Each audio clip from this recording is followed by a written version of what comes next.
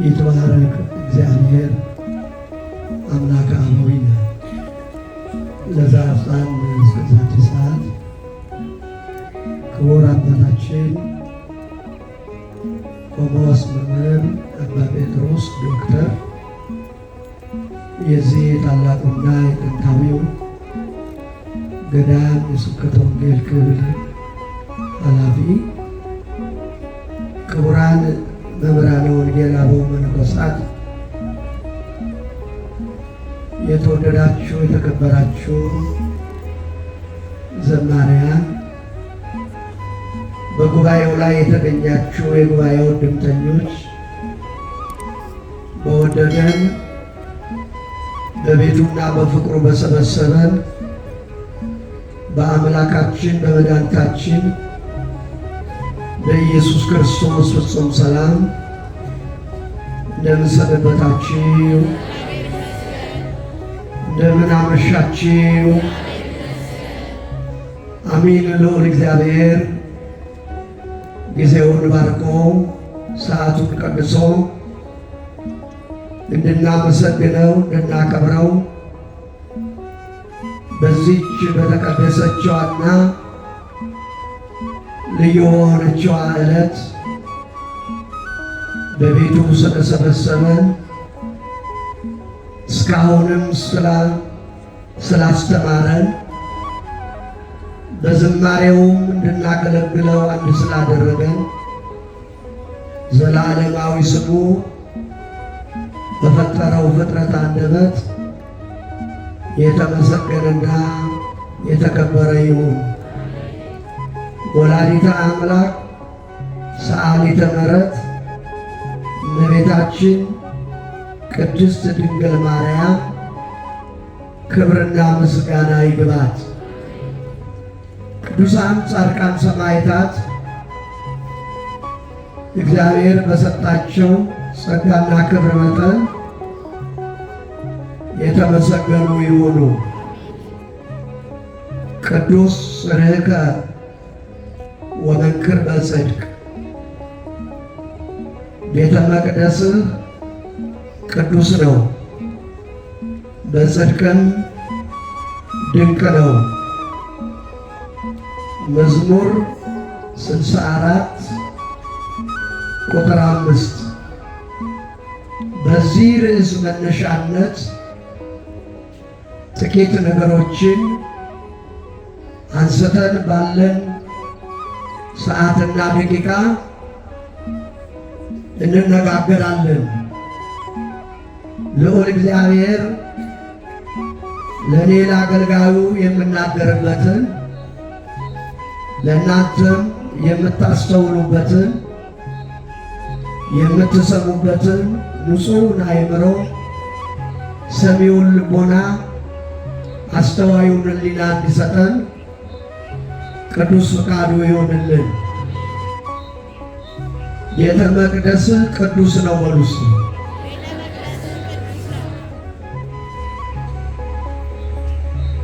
እያመሰገንም ነው ያለነው። ማትናገሩ አትኑ። ቤተ መቅደስህ ቅዱስ ነው፣ በጽድቅም ድንቅ ነው። ቅዱስ በሆነው ቤተ መቅደሱ የሰበሰበን፣ በጽድቅ ድንቅ በሆነ ቤቱ የሰበሰበን መድኃኔዓለም ኢየሱስ ክርስቶስ ክብርና ምስጋና ለእርሱ ይሁን። ይህንን ርዕስ የያዝንበት ዋናው ምክንያት የዛሬ 70 ዓመቱን ታሪክ ለማስታወስና ዛሬም ይህንን በዓል የምናከብርበትን ጉዳይ ለመዘከር ነው። መቼም አንድ በዓል ሲከበር ራሱን የቻለ ትርጉምም ሚስጥርም አለ። ክርስቲያኖች ለመሰባሰብ ምክንያት የሆንበትንና በምክንያትነት የተጠራንበትን ታሪክ ማወቅ ግድ ይለናል። የዛሬ 70 ዓመት የነበሩ ሰዎች ዛሬ ላይኖሩ ይችላል። እኛም ነገ ላንኖር እንችላለን። የዛሬ 76 ዓመት ግን በዚህ ቦታ ላይ እግዚአብሔር ያደረገው ሥራ ምንድን ነው? ነቢየ እግዚአብሔር ቅዱስ ዳዊት ኑ ትርአዩ ግብሮ ለእግዚአብሔር ዘገብረ መንከረ በዲበ ምድር ይላል። እግዚአብሔር በምድር ላይ ያደረገውን ታምርና ታሪክ ታዩ ዘንድ ኑ ይላል። ከዛሬ 76 ዓመት በፊት ይሄ ቦታ በዚህ አይነት የምናየው ቦታ ላይሆን ይችላል። ግን እግዚአብሔር በዚህ ቦታ ላይ የሰራውን ሥራ ታዩና ትመለከቱ ዘንድ ኑ ነው የሚለው ቅዱስ መጽሐፋችን። በዚህም መሠረት ነው የተሰበሰበው። ስለዚህ ቅድም በሰጠኋችሁ ገጸ ምንባብ ላይ ቅዱስ ዳዊት ቤተ መቅደስ ቅዱስ ነው በጽድቅም ድንቅ ነው ይላል። እንዳልኳችሁ ቅዳሴ ቤቱን ነው የምናከብረው ለየት ባለ መልኩ። ግን ቅዳሴ ቤት ማለት ምን ማለት ነው? ቤተ መቅደስስ ማለት ምን ማለት ነው? እኛስ ከቤተ መቅደስ ጋር ያለን አንድነት ምን አይነት አንድነት ነው? በተለይ በዘመናችን ይህ ጥያቄ የብዙዎችም ጥያቄ ስለሆነ አንዳንዶች ሲያነሱ እኛም ጭምር ካላነበብን ካልተማርን ልንጠራጠር ስለምንችል የተሰበሰብነትን የመጣንበትን የቤተ መቅደስ ምንነትና የእኛን በቤተ መቅደስ መታመን አጉልተን ማየት ግድ ይለናል። ቅዱስ ዳዊት ቤተ መቅደስ ቅዱስ ነው ይላል። በጽድቅም ድንቅ ነው።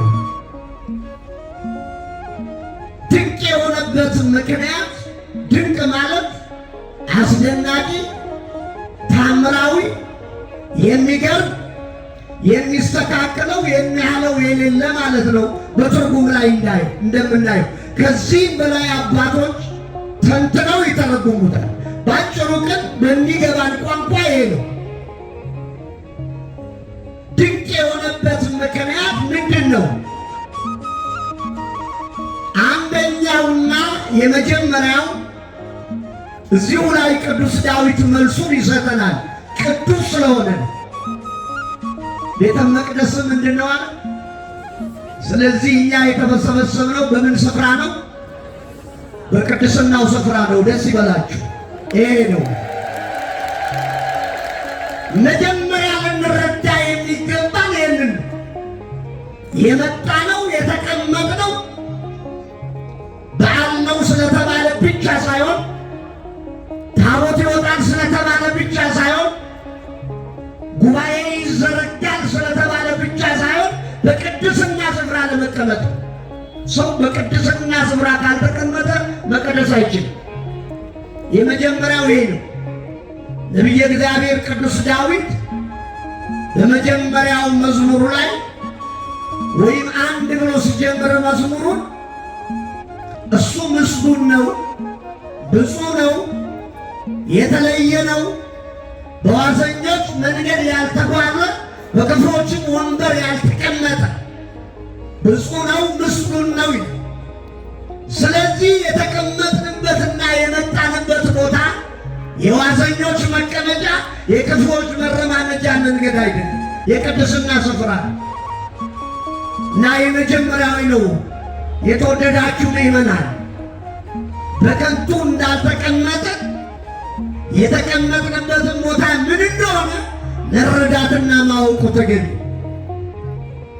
ቤተ መቅደስ ቅዱስ ነው ካለ በቤተ መቅደሱ ዙሪያ የተቀመጥን ሰዎች በአጠቃላይ በቅድስናው ስፍራ ላይ የተቀመጥነው ማለት። በእርግጥ ቅዱስ በሆነ ስፍራ ቅድስናን ጠብቆ መቀመጥ ያስፈልጋል። ይህ ትምህርታችን ርዕስ ስላልሆነ ወደዚህ ሰፊ ውስብስባዊ ነገር አልገባም። ምክንያቱም በቅድስና ስፍራ ለመቀመጥ፣ በቅዱስ በሆነ ስፍራ ለመቀመጥ ቅድስና ስለሚያስፈልግ ማለት ነው። ወይም ደግሞ የተቀመጥንበት የቅድስና ስፍራ እንዲቀድሰን ለቅድስና ሕይወት የተመቻቸን ልንሆን ይገባናል ማለት መመቻቸት። ሰው ምግብ ለመመገብ መጀመሪያ ቅድመ ሁኔታዎች የሚያመቻቻቸው ነገሮች አሉ። ከምግቡ መስራት ጀምሮ ማለት ቅድመ ሁኔታዎች ማለት ለመቀደስም እንደዚህ ቅድመ ሁኔታዎች አሉ። የምናመቻቻቸው ነገሮች አሉ በሕይወታችን ማለት ነው። የምንሰራቸው ስራዎች አሉ።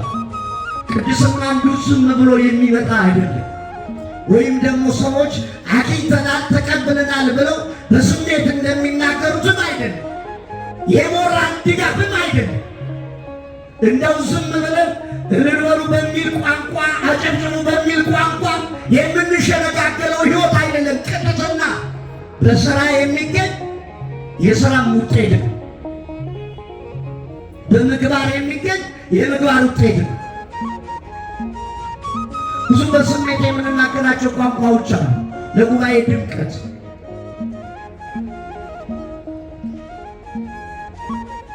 ለክርስትና ሕይወታችን ውበት።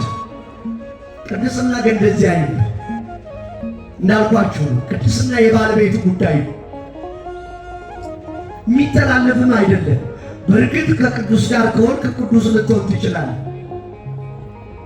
እንደዚህ እንደ ኃጢአት፣ እንደ በደል፣ እንደ ክፋት እንደዚህ ማለት ምኖር ሰው ቅድስና አለ፣ ምኖር ሰው ደግሞ ክፋትም አለ። ስለዚህ ቅዱስ ልዩ ድንቅ የተባለበት ምክንያት ቅዱስ ስለሆነ ነው ማለት ነው። ቤተ መቅደሱ ቅዱስ ስለሆነ በድንቅ ታምራዊ ታሪካዊ አሰግቶ ቅድመ ታሪክ እንመልከት።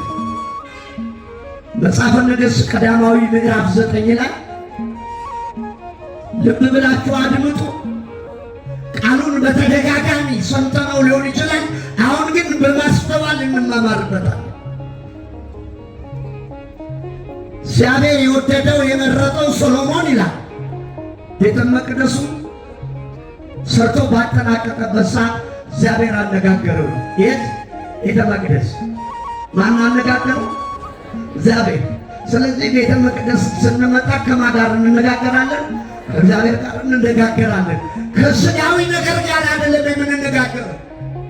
አሁን እየተነጋገርን ያለነው እየተግባባን ያለነው ከእግዚአብሔር ጋር በዝማሬው በሁሉም ነገር ማለት ነው።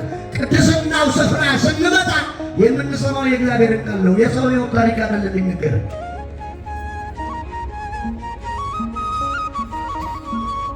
ስለ ቅዱስ ገብርኤል፣ ስለ ቅዱስ ሚካኤል፣ ስለ ጻድቃን፣ ስለ ቅዱሳን ብንማር እግዚአብሔር በእነሱ ላይ የሰራውን ስራ ነው ምንማር፣ ሌላ ነገር አይደለም። እግዚአብሔር ሶሎሞንን አነጋገረው። ቤተ መቅደሱ ሰርቶ ባጠናቀቀበት ሰዓት ይህን ቤተ መቅደስ የዛሬ 76 ዓመት አባቶቻችን ሰርተው ቅዳሴ ቤቱ ሲያስመርቁ ወይም ደግሞ ሲያስባርቁ እግዚአብሔር አነጋግሯቸዋል። አትጠራጠሩ። እግዚአብሔር ባያነጋግራቸው ኖሮ ዛሬ ለምናከብረው በዓል አንደርስም ነበር፣ ወይም እውነተኛ ቤት አይሆንም። አነጋገሩ። ልብ ብላችሁ ተከታተሉ። እግዚአብሔርና ሶሎሞን በቤተ መቅደስ ተነጋገሩ። ባካችሁ እግዚአብሔር በቅድስናው ስፍራ ያነጋግረን።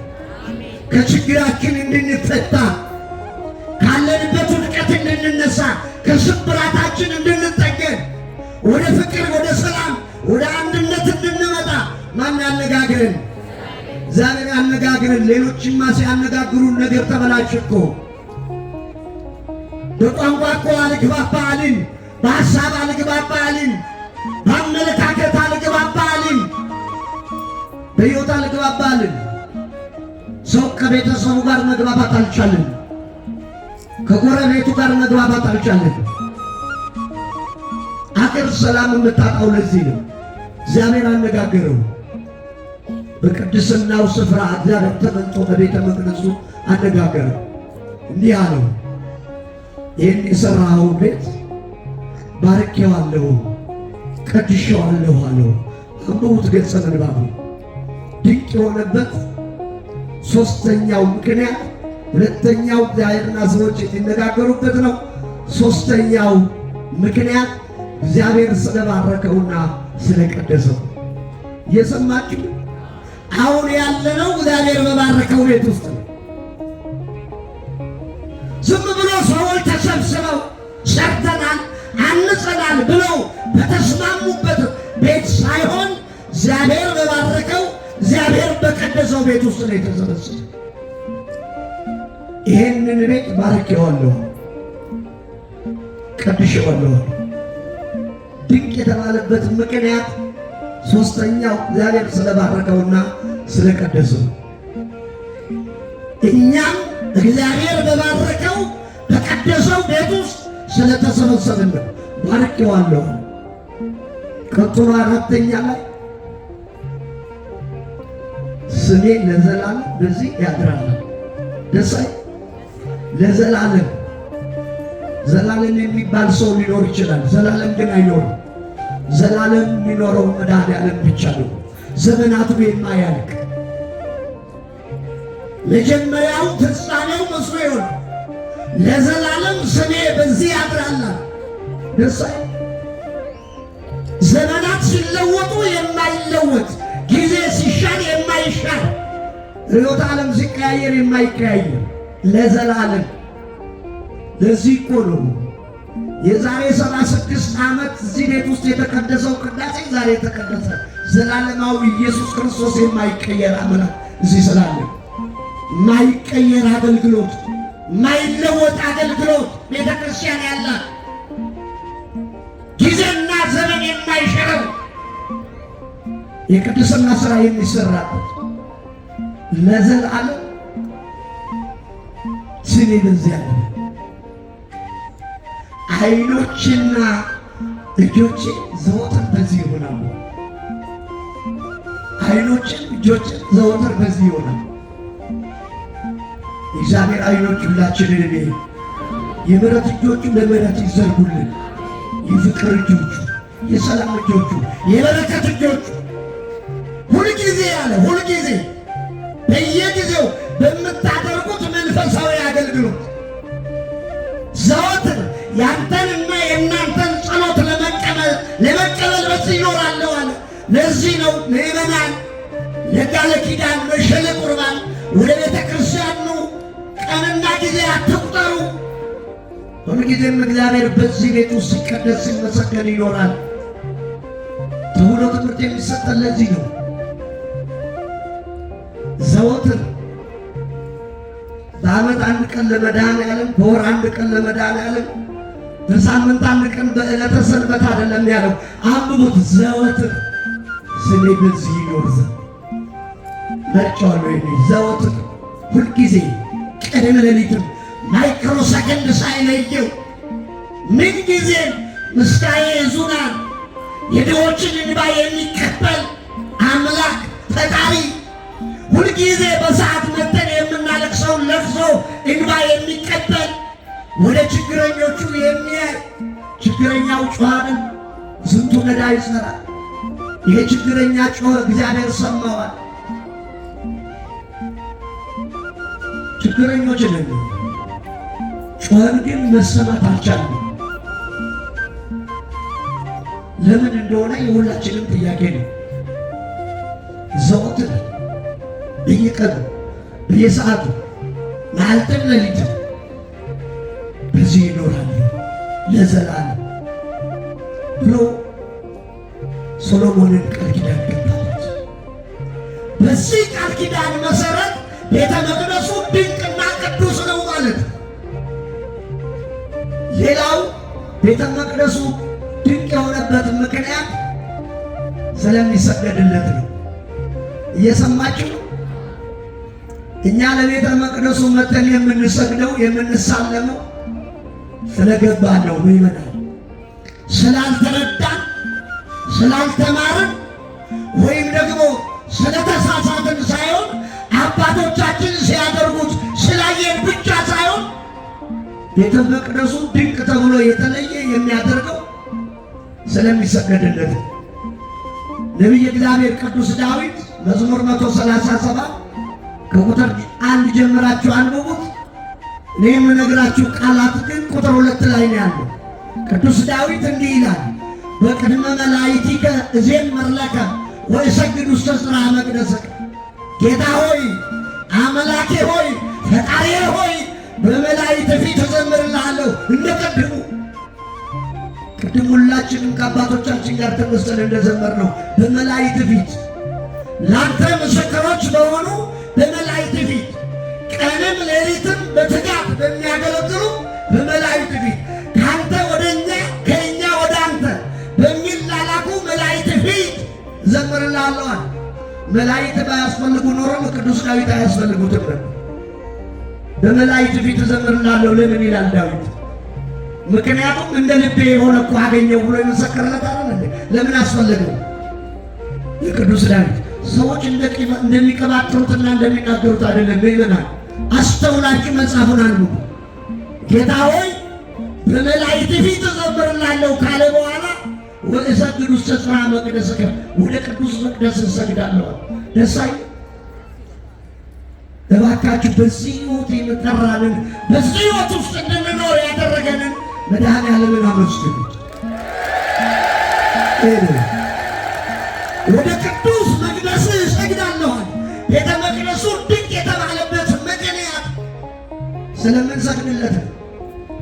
ብዙ ያማሩ ሕንፃዎች ሊኖሩ ይችላሉ በዓለም ላይ ቤተ መንግሥቶች እጅግ የሚፈሩ ባጠገባቸው ልናልፍ እንችላለን። አማትበን ግን አንሰግድላቸው። ልናደንቃቸው እንችላለን ግን አንሰግድም፣ ሰላምታ አንሰጥም። ነቢየ እግዚአብሔር ቅዱስ ዳዊት ወደ ቤተ መቅደስ እሰግዳለሁ አለ። ምእመናን አልተሳሳትንም። ስለገባን መጽሐፍ ቅዱስን ስላወቅን የአባቶቻችን ልጆች ስለሆንን ወደ ቅድስናው ስፍራ እንሰግዳለን።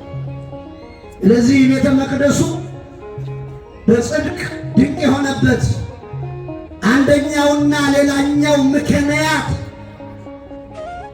ስለምንሰግድለት። እስቲ ተናገሩት ቅዱስ ዳዊት ያለው አምላኬ ሆይ በሉስ በመላእክት ፊት እዘምርልሃለሁ፣ ወደ ቅዱስ መቅደስህም እሰግዳለሁ። ደስ ይበላችሁ የዚህ ልጆች ስለሆናችሁ፣ የዚህ ቤተ ክርስቲያን ልጆች ስለሆነ፣ የቅዱስ ዳዊት ልጆች ስለሆነ ድንቅ የተባለበት ቤተ መቅደሱ የቤተ መቅደሱ ቅዳሴ ቤት ነው ብለን ያከበርንበት ምክንያት አንደኛው ይሄ ነው። ፍግም ብላችሁ ስገዱ፣ በግንባራችሁ ተደፍታችሁ ስገዱ። ምእመናን እሰግዳለሁ አለ ቅዱስ ዳዊት። መልስ ለማግኘት ዋጋ ለማግኘት ቤተ መቅደሱ ቅዱስ ስለሆነ የእግዚአብሔር ማደሪያ ስለሆነ ለቤተ መቅደሱ የምንሰግድበት አንደኛው ምክንያታችን ይሄ። ሌላው እጅግ ብዙ መጥቀስ ይቻላል። በቤተ መቅደሱ የሚያገለግሉ ሰዎች ዋጋ ስላገኙበትና ስለሚያሰጥ ቤተ መቅደሱ ድንቅ ነው። የሰማችሁ? አሁን የተሰበሰብነው ዋጋ ለማግኘት ነው? ዋጋ ለማጣት? ዋጋ ለማግኘት ነው። ይብዛም ይነስም እያንዳንዳችን ጥያቄ አለን። እያንዳንዳችን የተቋጠረ እንቆቅልሽ አለን። መፈታት የሚገባው መታየት የሚገባው ጥያቄዎች አሉ። እነዚህ ጥያቄዎች መልስ ሊያገኙ የሚችሉት ቤተ መቅደስ ውስጥ መተን በንጽሕናና በቅድስና ስናገለግል። መጽሐፍ ቅዱስ የሚለን ይሄ አይፈታም ብለን እንኳን ያልነው፣ ከባድ ነው ብለን ያልነው፣ አይቻልም ብለን ያልነው፣ ሊሆን አይችልም ብለን ያልነው የቤተ መቅደስ ውስጥ መተን ስናገለግል ይፈታል። የማይፈታ ነገር የለም። ሰዎች በቅድስና እየኖሩ እንኳን ተስፋ የቆረጡበት ነገር፣ በቅድስና እየኖሩ በንጽሕና እየኖሩ ተስፋ ያስቆረጣቸው እንኳን ነገር የቤተ መቅደስ ውስጥ መፍትሄ አምጥቷል። የቤተ መቅደሱ አገልግሎት ብዙ መጥቀስ ብዙ ማንሳት እንችላለን ጊዜ ስለሚገድበን እንጂ። ለምሳሌ ለአብነት ያህል ሉቃስ 1 ቁጥር 8ን እናንሳ። ሉቃስ 1 ቁጥር 8 ላይ ዘካርያስ እንደ ካህናት ሥርዓት ቤተ መቅደስ ገብቶ ማኅፀንት ያጥን እግዚአብሔርን ያገለግል ነበረ ይላል። ሊቀ ካህኑ ዘካርያስ ማንን ያገለግል ነበር? እግዚአብሔርን። የቤተ መቅደስ ውስጥ ገብቶ ማኅፀንት ያጥን ነበር። ሕዝቡ ደግሞ በውጭ ሆነው ይጸልዩ ነበር። በዚህ ሐዋርያዊት ቤተ ክርስቲያን የሰበሰበን ልዑል እግዚአብሔር ስሙ የተመሰገነ። አያችሁ፣ ዘካርያስ ቤተ መቅደስ ውስጥ ገብቷል፣ ሕዝቡ ደግሞ በውጭ ቆመዋል ይላል። አንብቡት መጽሐፉ። እንዲሁ ነው የሚለው። አብረን ገብተን የምንጨፍርበት ቤት አይደለም። ካህኑ ከምዕመኑ፣ ምዕመኑ ከካህኑ ተለይቶ አምልኮተ እግዚአብሔር የምንፈጽምበት ቤት ነው። እውነተኞች ስለሆንን ደስ ይለናል። እውነተኛውን አምላክም ስለተከተልን እንቆራለን። ብቻ አንመጻድቅም። የሚያመጻድቅ ደግሞ ሥራ የለንም። ቤተ መቅደስ ገብተው እንደ ካህናት ሥርዓት ቀድሞ ካህናት እንደሚያደርጉት እንደሚሰሩት ካህናት እንደሚኖሩበት ሕይወት እሱም በዚያው መጠን ሰሞን ደርሶ ጊዜ ደርሶት ቤተ መቅደስ ውስጥ ገብቶ ማኅፀንት ያጥን ነበር። እኔ ለምን ገብቼ ማኅፀንት አላጥንም? ቤተ መቅደስ ውስጥ ያሉት ሰዎች ነደዋል እኮ በለምጽ። ታቦቱን ለምን አልዳስስም ያሉ ሰዎች እኮ ተቀጥተዋል። ሰዎች በድፍረት እንደሚናገሩት ወይም ደግሞ ለጥቅማቸው ብቻ የሚሆነውን ነገር መርጠው እንደሚቀባጥሩት አይደለም። መጽሐፍ ቅዱስ የሚነግረን ይህንን ነው። እኔ ለምን ገብቼ አላጥንም? በለምጽ ለምን ነዷል? እኔ ለምን ታቦቱን አልዳስስም? እግዚአብሔር ቀጥቶታል። ብዙ የቀጣቸውን ሰዎች ርዕሳችን አይደለም እንጂ ማንሳት እንችላለን። ዘካርያስ ግን እንደ ካህናት ሥርዓት መሥዋዕተ እግዚአብሔር ለማቅረብ እግዚአብሔርን ለማመስገን ምዕመኑን ለማገልገል የምዕመኑን ጸሎት ለማሳረግ ምዕመኑንና እግዚአብሔርን ለማገናኘት ቤተ መቅደስ ገብቶ ማኅፀንት ሲያጥን የእግዚአብሔር መልአክ በመሠዊያው ቀኝ ሆኖ ታየው ይላል። የት ነው የታየው? ነገሩ የት ነው የታየው? መንገድ ላይ፣ አዳራሽ ውስጥ? የት ነው የታየው? ቤተ መቅደስ። ምን እያደረገ? እያጠነ። ወዳጄ በንጽሕና ሆነ ስታገለግል እግዚአብሔርና የእግዚአብሔር መልአክ ይታየሃል። በእውነት በጽድቅ እንድንጓዝ እኛም እንደዛው አባቶቻችን በንጽሕና ካጠንን፣ በንጽሕና ከቀደስን፣ በንጽሕና መሥዋዕተ እግዚአብሔርን ከሰዋን የምንነጋገረው ከእግዚአብሔር መልአክና ከእግዚአብሔር ጋር ነው። ቤተ መቅደሱ እግዚአብሔርና ሰዎች የሚነጋገሩበት ቤት ስለሆነ መነጋገሪያ ነው። የግል ጉዳይ የምንነጋገርበት ቤት አይደል። ተገለጠለትና ታየው፣ ደነገጠ። ካየው ልምድ ውጭ የሆነበት እንዲህ አይነት ነገር አጋጥሞ ታይቶ ተመልክቶ አያውቅም ነበር። ደነገጠ። አትፍራ ነው። ጸሎት ተሰምቶልሃል ነው። እዚህ ቤተ መቅደስ ውስጥ የጸለያችሁ ጸሎት ተሰምቶላችኋል ይበለን። እባካችሁ የዘመራችሁ ዝማሬ ተሰምቶላችኋል ይበለን። አገር ሰላም እንድታገኝ፣ እኛ በፍቅር እንድንኖር፣ ልዩነት እንዲጠፋ፣ ሰላማዊው ነገር እንዲበዛ፣ ጦርነት እንዳይኖር፣ ስደት እንዳይኖር፣ እልቂት እንዳይኖር፣ ምዕመናን እንዳይሰደዱ፣ መከራ ፈተና እንዳይደርስብን ጸሎታችሁ ተሰምቶላችኋል ይበለን። ዝማሬያችሁ ተቀባይነት አግኝቷል ይበለን። ተሰምቶልሃል ነው። ደስ አይል? ያቀረብከው ልመና ያጠንከው ማኅፀንት ተሰምቶልሃል ነው። ቤተ መቅደሱ ዋጋ ያሰጣል። ዝም ብሎ ያለ ዋጋ የሚያስቀር ቤተ መቅደስ አይደለም። ምዕመናን ቤተ መቅደስ መጠን ባገለገል በነበር በለመን ቁጥር በጸለይን ቁጥር በሰገድን ቁጥር ያለ ዋጋ እንቀራለን አትበሉ። ወሳኝ ነገር ነው። እንዴ ለምንድን ነው የምመጣው ቤተ መቅደስ? ጊዜ ተርፎኝ ነው? ሰዓት ተርፎኝ ነው? ወይም አይምሮዬን ለማደስ ነው? ዓለም ላይ ሰላም ያጣው አሁን እቺ ቤት ብቻ ነው የቀረችው። ሰላም የምናገኝባት እቺ ቤት ብቻ። እቺን ቤት ብዙዎች ለማደፍረስ ይነሳሳሉ። በዓለም ላይ ሰላም አጥተናል። እዚህ ቤት ውስጥ ሰላም እንዳገኝ ብለው የሚመጡ ምዕመናን አሉ። ጊዜ ሊያሳልፉ የሚመጡም አሉ። ትንሽ አይምሮዬን አዲስ አድርጌው ልምጣ የሚለዋል። ትንሽ እንድታድሰው አይደለም የመጣው ወዳጄ፣ ችግርህ እንዲፈታልህ ነው። ችግራችን እንዲፈታ ነው። ፍጹም ድናችኋል፣ ድነሃል። ከዚህ በኋላ ተፈውሰሃል፣ ተፈውሰሻል። ሰዎች እንደሚናገሩ ሳይሆን እውነተኛው ድነት በእውነተኛው መንገድ በእውነተኛው ሕይወት ተሰምቶላል። እንዲህ ደጋግሜ ይናገራሉ። ያን ቋንቋ ጸሎታችንን ይስማል። ተሰምቶላችኋል፣ ደስ ይበላችሁ ይበለን። እየተሰማ አይደለም፣ እየተሰማ አይደለም። ብዙ የምንጮኸው ጩኸት፣ የምናለቅሰው ለቅሶ፣ የሚደረገው ምህላ እየተሰማ ተስፋ ያስቆርጣል። አንዳንድ ጊዜ ለምን? ኃጢአታችን በደላችን ስለበዛ ዓለም በርኩሰት ስለወደቀች ተሰምቶላል። በቃ የአገልግሎቱ ውጤት ይሄ ነው አሉ። ትወልዳለህ ልጅ አለ። ምንም እንኳን ልጅ የመውለድ ፍላጎት ቢኖርም ግን ተስፋ ቆርጧል።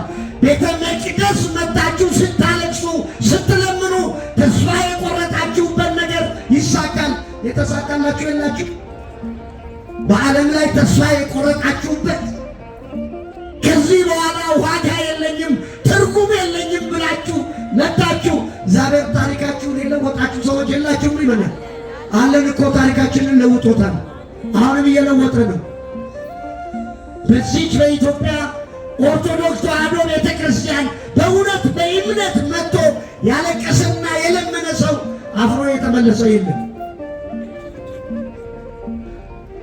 የመጽናትና ያለ መጽናት ጉዳይ ነው። ግን እስከሚደረግልን ሳንጸና የቀረን ደግሞ አለ።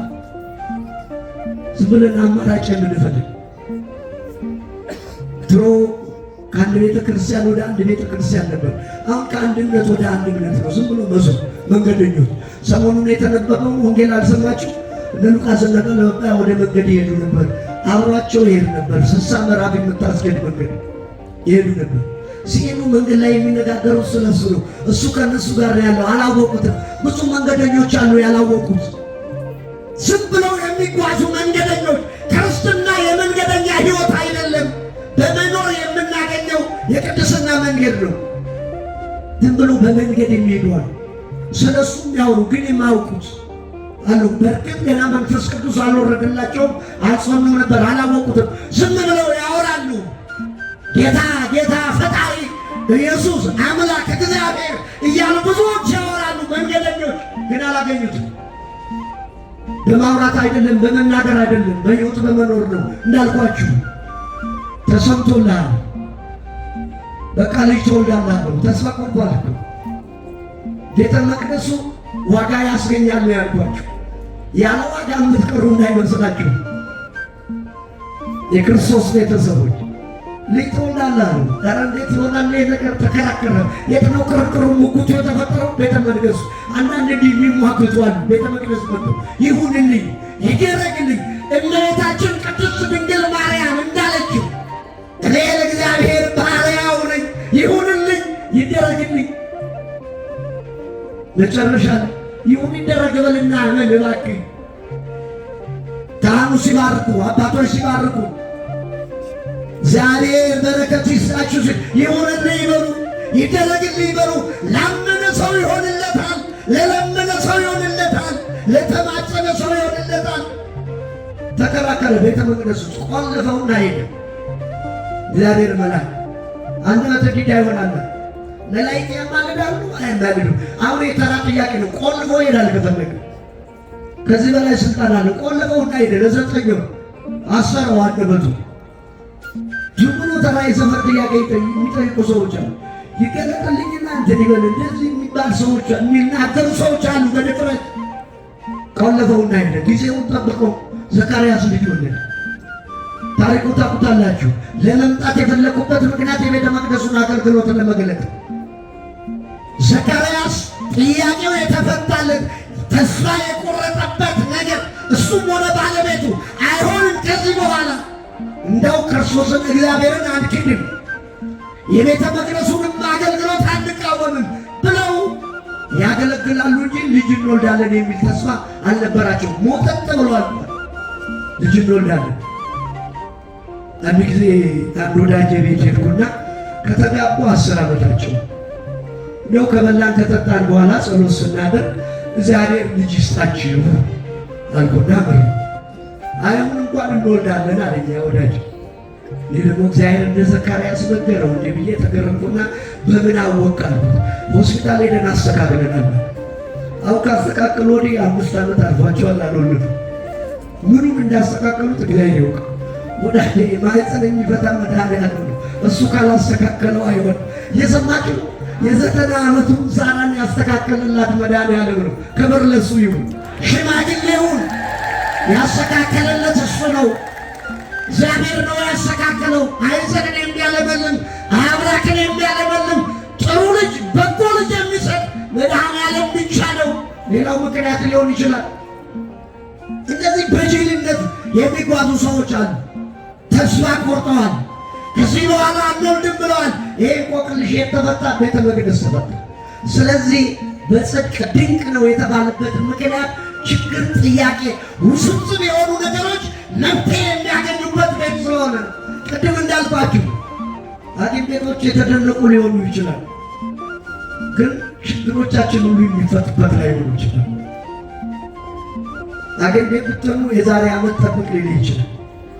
ለመዳን 7 ቀን መርፌ ተከታተል፣ 14 ቀን መርፌ ተከታተል ሊል ይችላል።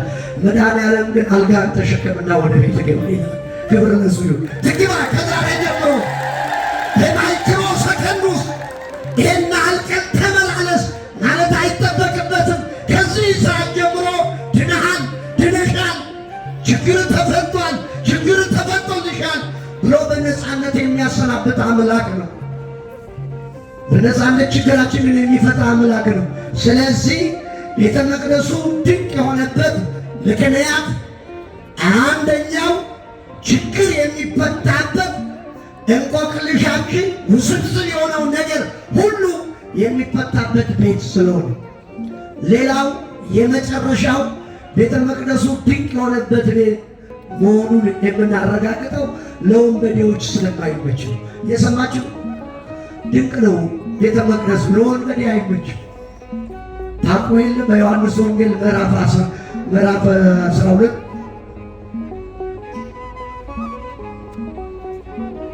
አላነበባችሁት? ቤተ መቅደሱን አላጸዳው መድኃኒዓለም ምንድን ነው ያላችሁ? ቤቴ የጸሎት ቤት ይባላል፣ እናንተ የወንበዴ ዋሻ አደረጋችሁት። ስለዚህ ለወንበዴዎች የሚመች ቤት አይደለም። ብዙ ወንበዴዎች እዚህ ቤተ መቅደስ ላይ ቢገቡ ስለማይመቻቸው ይወጣሉ። አይመችም ለወንበዴ። የምን ቤት ስለሆነ? የጸሎት ቤት ስለሆነ ገበታቸውን ገለባበጠባቸው። ቤቴ ቤተ ጸሎት ትሰነይ፣ ቤቴ ጸሎት ቤት ይባላል፣ የወንበዴ ዋሻ አደረጋችሁት ብሎ በጅራፍ ገርፎ አስወጣቸው። ዛሬም ሊኖር ይችላል ወንበዴ፣ ነገም ይወጣል። ትላንት ሞቷል። እንደፈለገ ለመዘባረቅ፣ እንደፈለገ ለመናገር፣ እንደፈለገ ሰዎችን ወደ አስፈላጊ ቦታ ለመንዳት የሚመች ቤት አይደለም። እግዚአብሔር ቤት ስለሆነ ማለት የጽድቅ ቤት ስለሆነ፣ የእውነት ቤት ስለሆነ፣ የእውነት አምድ መሰረት ቤት ስለሆነ ማለት። ስለዚህ የተወደዳችሁ ምእመናን እዚህ ቤት ውስጥ የተሰበሰብነው የዛሬው ዋናው ምክንያት የዚህን ቤተ መቅደስ ቅዳሴ ቤቱን የምናከብርበት ዕለት ነው።